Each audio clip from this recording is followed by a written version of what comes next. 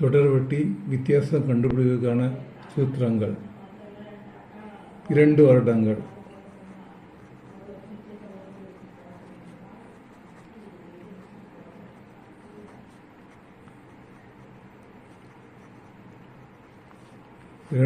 வித்தியாசம் கண்டுபிடிப்பதற்கு formula P × R/100 to the power of n. 3 வருடங்கள் கண்டுபிடிப்பதற்கு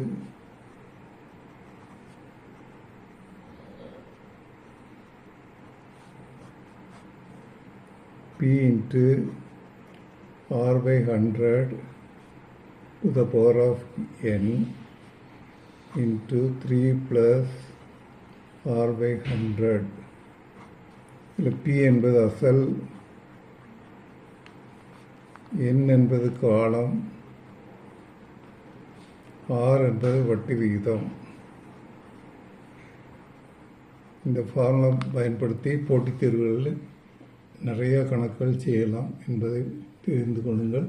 இந்த ஃபார்முலா நன்றாக மனப்படும்.